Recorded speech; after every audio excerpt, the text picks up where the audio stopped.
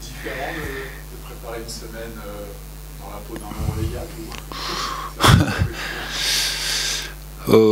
C'est bien pour la confiance de l'équipe parce que c'est vrai que, comme je l'ai dit, si c'est quelque chose qui est important pour un club comme Saint-Étienne, ça l'est évidemment pour nous aussi.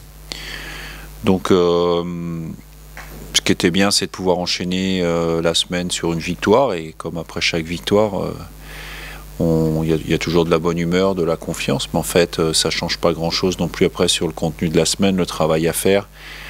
Et de la même manière qu'il faut savoir rebondir après une défaite, après une victoire, il faut savoir vite se remettre dedans parce qu'il y a un match encore à préparer. En plus on joue une des meilleures équipes du championnat en ce moment, donc il n'y a pas de temps à perdre, bien se préparer de manière à pouvoir être le plus compétitif possible en fonction aussi des forces que l'on a, parce que y a des suspensions, il y a des blessures, donc voilà.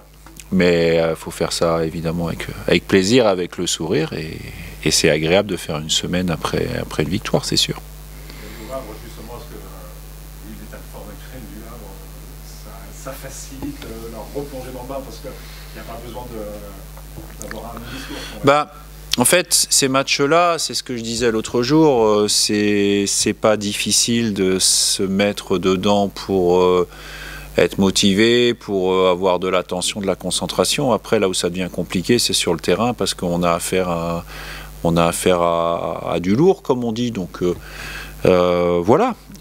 Mais à nous d'aborder aussi ces matchs-là, comme on sait le faire, avec nos forces, avec notre état d'esprit, et puis il y aura un verdict qui sera rendu à la fin du match. Une fois de plus, à la fin de la rencontre, quel que soit le résultat, qu'on espère toujours le plus favorable possible, quel que soit le résultat, il faut enchaîner encore sur autre chose. Donc même si on aura 15 jours après avec la trêve, la mini-trêve, il faudra quand même réenchaîner avec des matchs importants. Est-ce que tu es surpris de voir dans le haut comme ça Ce qui m'a surpris, moi, par rapport au Havre, c'est la statistique de début de saison, quand j'ai vu que ça faisait la 14e saison de suite en Ligue 2, parce que j'avais pas le sentiment... Enfin, pour moi, le Havre, c'est autre chose qu'un club de Ligue 2.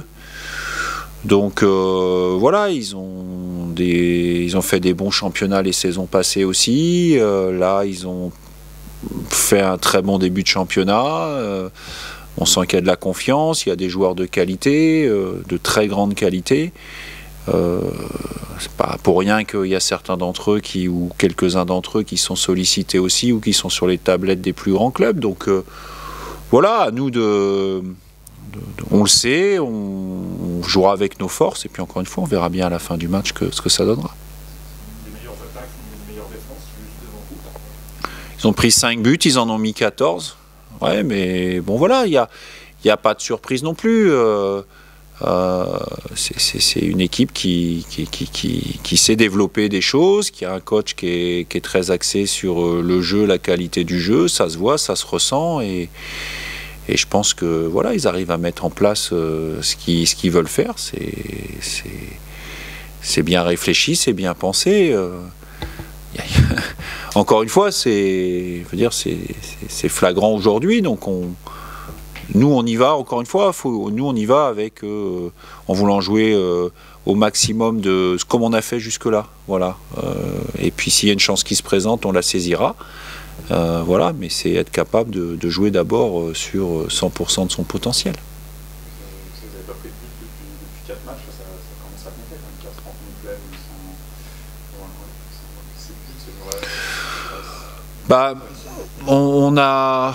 on n'a pas trop le choix non plus parce qu'on ne s'en crée pas non plus énormément. Alors ce qui est paradoxal, c'est qu'il y a des matchs où on s'en est créé plus et c'est pas là qu'on a eu les meilleurs résultats. Donc voilà, c'est toujours un équilibre, je trouve, quand on arrive au bout d'une dizaine de matchs, on arrivera bientôt à un quart du championnat.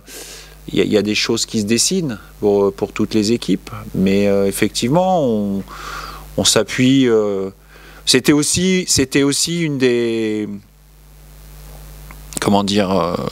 raisons pour lesquelles j'ai changé de système en début de saison. C'était c'est parce que j'avais le sentiment qu'il fallait d'abord qu'on soit défensivement solide, voire enfin solide à ce niveau-là, pour pouvoir espérer quelque chose, parce que bon voilà, c'est de l'humilité aussi à un moment donné de se dire que on était la meilleure attaque avec 2 autres équipes la saison passée en national. C'est pas uniquement parce qu'on était la meilleure attaque en national qu'on va le devenir en Ligue 2, il faut être logique aussi. Donc en rapport aussi des moyens qu'on avait, fallait penser à mettre en place un système, pas défensif, hein, parce qu'on n'a pas changé notre manière de faire, mais voilà, prendre quelques assurances de ce côté-là, ça a demandé quelques réglages, ça fonctionne maintenant, mais je sais que tout est fragile et qu'il faut rester très vigilant sur tous ces détails.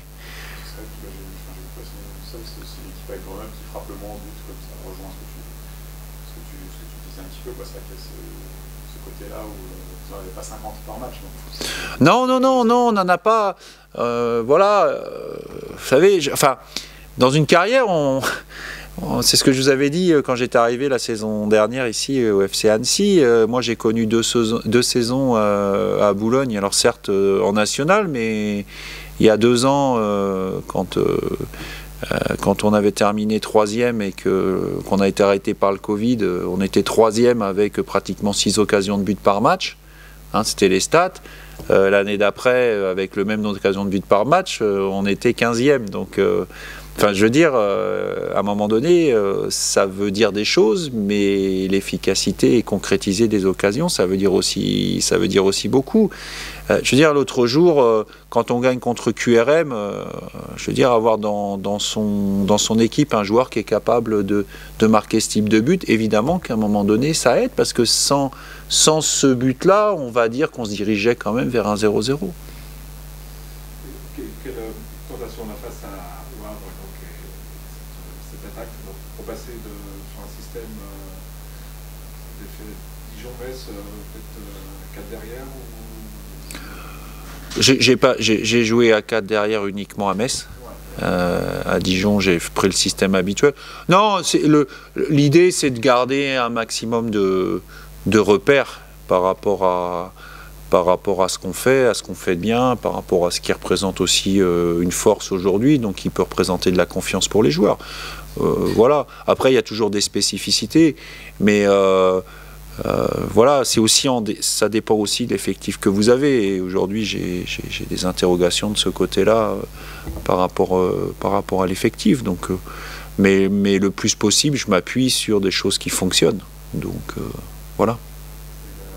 Depuis le match de QR, la grosse blessure pour Alex, c'est vrai que c'est un gros pied pour toi, c'était un des titulaires tous les matchs. Et puis c'est vrai que souvenir de Keran, c'était un de vos points forts. C'est vrai qu'avec l'absence d'Ahmed, d'Alex, ça peut repenser un peu les choses. Ben, il y a deux choses par rapport à ça. Déjà, c'est la 4e blessure traumatique qui a nécessité une opération, parce qu'on a commencé avec Spano, on a commencé avec Pajot, alors sur des blessures moins graves entre guillemets, mais qui ont nécessité des interventions chirurgicales, et là on est quand même sur Farad et Flippono qui va devoir se faire opérer aussi. Donc on paye cher. Voilà, on paye cher certaines choses. Après, oui, Alex, effectivement, il s'imposait petit à petit dans ce milieu, et il y avait une complémentarité qui était en train de se créer. Mais après, on peut prendre les choses dans tous les sens. On peut mettre le puzzle dans tous les sens aussi. À un moment donné, ils ne sont pas là. Et donc, faut faire sans. Voilà, et on va faire sans, et de la même manière que depuis plusieurs mois maintenant, à chaque fois qu'il y a eu des joueurs qui n'étaient pas aptes ou disponibles, il y a des gens qui ont pris des relais, et ça s'est plutôt bien passé. Et c'est là, quand on parle d'état d'esprit du groupe, encore une fois, il y a en parler, et puis être capable de bien le faire. Et moi, c'est ce que je dis aux joueurs. Aujourd'hui, tous les joueurs, ils doivent être capables de prendre le relais. Même entre quelqu'un qui a fait 2-3 matchs ou quelqu'un qui en a fait 0, à tout moment, il faut être prêt, parce qu'on peut se retrouver à jouer dans un match contre le Havre, qui est 2e du championnat à l'heure actuelle. Est-ce que c'est un casse-tête de trouver justement justement cette complémentarité soit être avec Vincent, quoi, sur les trois habitués. Non, c'est pas un casse-tête parce que en début de saison, on imagine plusieurs formules. Voilà, et la formule, on l'imagine pas qu'à 2, qu'à 3, ou voilà, on l'imagine toujours à 5. Et on va même des fois sur un poste, le poste dont on parle, j'ai même 6-7 joueurs disponibles. Après, c'est en rapport de l'état de forme, c'est en rapport aussi de complémentarité. Voilà, j'aurai un milieu, je vais trouver une formule. Après, la formule, est-ce qu'elle fonctionnera, est-ce qu'elle ne fonctionnera pas? Ça, c'est une autre question. Ce qu'on ne saura jamais, de toute manière, c'est ce qu'on aurait donné contre le Havre si Flipono et Kachi avaient joué, puisque de toute manière, ils ne vont pas jouer. Donc, on peut aller sur toutes les suppositions. Moi, aujourd'hui, j'ai une équipe à mettre en place, je vais la mettre en place, et puis en s'appuyant sur nos forces qui marchent bien, et puis il y a des joueurs qui vont prendre les relais.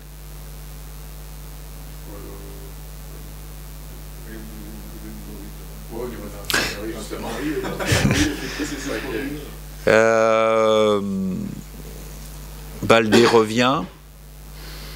On a de l'incertitude pour Mendy, Spano, et puis évidemment Farad, Flipono absent de longue durée.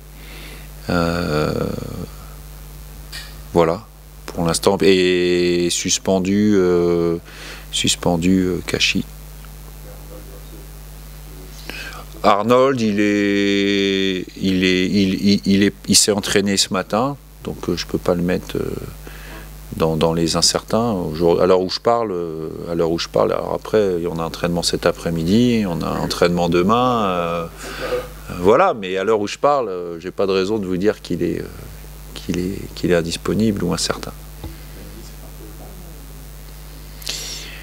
Bis, il a été très courageux à Metz, parce que il y avait la possibilité, enfin plus que la possibilité de le sortir à la mi-temps, puisqu'il se plaignait déjà de quelque chose, mais bon voilà, mais forcément on paye un peu le prix, derrière, donc la décision de le laisser sur le terrain, elle était aussi parce qu'il était suspendu contre QRM, donc je savais que j'avais 15 jours derrière, potentiellement en admettant que ce soit un peu plus grave, j'avais presque même 3 semaines derrière parce qu'il y a la semaine prochaine encore de libre, donc je prenais pas un risque sur une longue indisponibilité, mais oui, il a serré les dents et voilà, il a été courageux sur la deuxième mi-temps de Metz de terminer le match. Ça s'est pas vu, mais il a été courageux. C'était quoi ce jeu de France? Non, c'était musculaire. Ouais. L'enchaînement Dijon-Metz, vous voyagez pas mal aussi à l'extérieur. C'est une confiance supplémentaire avant d'aller défier le Havre. Face au gros à l'extérieur. Alors là, pareil, il y a deux choses. Mais comme vous me faites une bonne passe dans la profondeur, je vais pas vite, hein, mais une bonne passe dans la profondeur, il faut aussi peut-être s'interroger pourquoi on est mieux à l'extérieur. Voilà. Parce que je suis désolé, hein, mais mon collègue, c'est pas moi, hein, mais mon collègue, il en a parlé l'autre jour. Malgré tous les efforts qui sont faits pour les gens qui y travaillent et donc qui font le maximum, voilà, on a une qualité de pelouse aujourd'hui qui est quand même, je veux dire, on va dire plus que moyenne quand on la compare avec ce qu'on voit à l'extérieur. Donc au-delà de l'arrosage dont j'ai déjà parlé, etc. Et encore une fois, je me suis positionné là-dessus, mais voilà, à l'extérieur, aujourd'hui,